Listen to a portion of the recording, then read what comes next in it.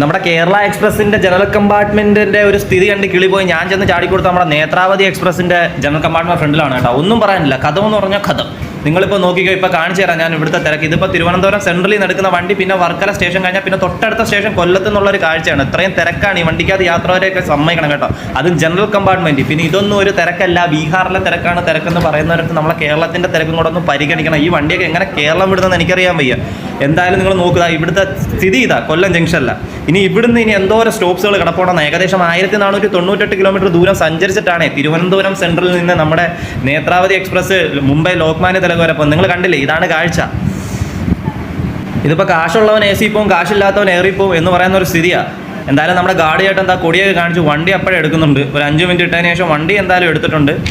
ഇനിയിപ്പോൾ ഈ വണ്ടി എങ്ങനെ ഇത്ര ആൾക്കാരെയും കൊണ്ട് കേരളം വിടുമെന്ന് നോക്കാം നമുക്ക്. ഇനി എന്തായാലും അങ്ങോട്ടൊക്കെ പോകുമ്പോൾ നല്ല തിരക്കായിരിക്കും. അപ്പോൾ ജനറൽ കമ്പാർട്ട്മെന്റിൽ യാത്ര ചെയ്തവരൊക്കെ നേത്രാവതി എക്സ്പ്രസ്സിൽ അവരൊക്കെ ഒന്ന്